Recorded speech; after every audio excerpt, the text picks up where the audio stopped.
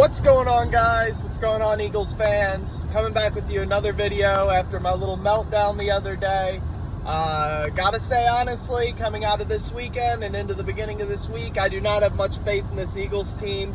I do not have much faith in us winning a game in the playoffs. I did not have much faith in anything at all.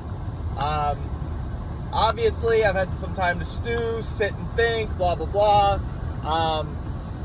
Kind of remembering that, this is a Bucs team we played earlier in the season, so let's go back and look at that, and let's see how we did, and see if maybe there were missed opportunities for us to win by more, or yada, yada, yada. Well, we had a great rushing attack in the last game against Tampa. I don't really think we made too many big mistakes, but as I'm saying that, these are two totally different teams. Do I think the Eagles are suddenly just going to turn it around and be able to take on the 49ers? No. This defense is cooked. They've been cooked. I think you get Slay back, and that slows down one of Tampa's two primary weapons. But then you still got to wonder, what are they going to do about the other side of the ball? Can we slow down Chris Godwin? Or can we slow down Mike Evans? They don't really have a lot outside of that, but it really hasn't mattered to the Eagles. We've lost to nobodies these past couple games, so, nobodies is exactly what I'm worried about right now, coming in and having a breakout game against us. Also, we have not been running the ball efficiently at all the past couple weeks, and that's exactly how we beat Tampa. DeAndre Swift, if I remember correctly, had like 130 yards or more. Real big game, and I just don't think we had that in us this week. I think for some reason, the organization, the coaches, they just keep putting the ball back in Jalen's court. And these past couple weeks, that just hasn't been it. You have to run this team as a team. Jalen isn't Peyton. Jalen isn't Tom. Jalen isn't Drew. Jalen isn't Phillip Rivers. Not passing the ball, not anticipation. He's just not gonna take over a game like that. Now, we have receivers that'll take over games, A.J. Browns, Devontae Smiths, stuff like that. But then you start to wonder, how healthy are they? A.J. Brown obviously goes down with a knee in the last game. Devontae went down the game before that.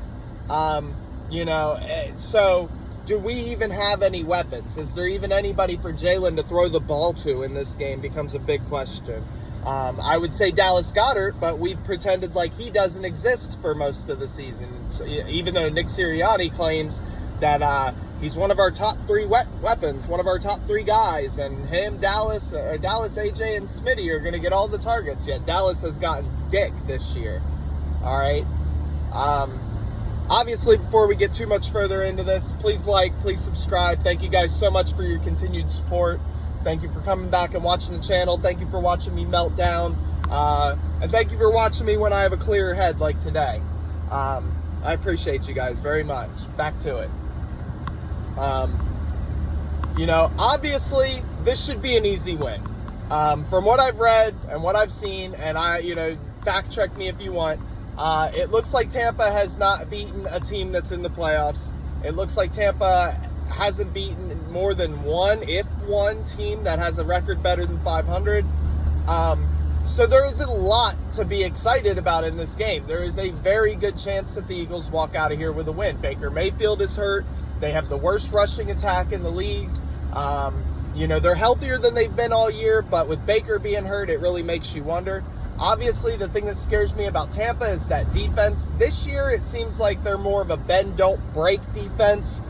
In years past, it seemed like you couldn't even get a first down on them. They were more worried about stopping you from getting one first down, which seemed to slow the opposing offense down for the entire game. This definitely isn't that Tampa defense anymore, but they are still a Todd Bowles run defense. They are still very, very good.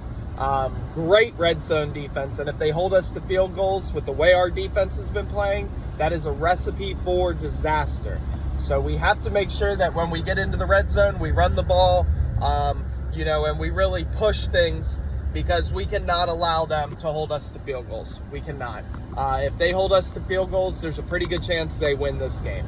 And if we lose to the Bucs, who hasn't beaten a team over 500, then that is exactly the same in my eyes as beating the Cardinals, as losing to the Cardinals, as losing to the Giants, as losing to everybody we've lost to in the past couple weeks. And if that's the case, then Nick Sirianni's got to go, and we need to take a long, hard look at this team and see what we really have, because right now, it doesn't look like much. It looks like Jalen Carter, A.J. Brown, Smitty, Dallas, a few pieces on O-line, obviously, and shit, that's about it.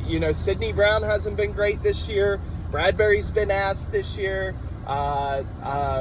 Bradley Roby's not coming back. Shaquille Leonard's not coming back. Fucking Zach Cunningham's not coming back. Morrow's not coming back. Fletcher's probably retiring. BG's probably retiring. Josh Sweat's been ass the past 7 weeks. Sweaty ass the past couple weeks. Marlon Tuipulotu had a sack in the last game.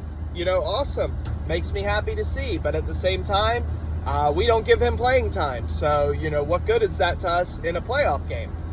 Jordan Davis has been ass. Since that Buffalo game, he fell off a cliff. Apparently, he thought that's all he had to do to win over Eagles fans and to keep a job. Bullshit.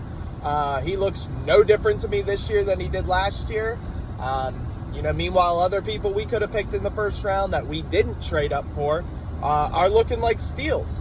And it makes me wonder exactly what we were thinking picking him up, because through 2 years, it's been a disappointment. And I'm not scared to say that. I don't know the man. I'm sorry. I'm sure he's a great guy. But you're playing like shit. You're not doing anything for this team. And when you are on the field, you're a liability. You're getting blocked single, one-on-one. You're over 340 pounds. And you're letting these men manhandle you, So, honestly, I don't feel bad for you. I don't feel bad. I think Jordan Davis needs to really fucking step it up, and he needs to step it up right now, because Jalen Carter's come out here, and he's been a dog. He's not perfect in all his run fits, but he's getting better and better. And I believe he will continue to get better and better, because that's what he showed me. Jordan Davis, on the other hand, just not the same person.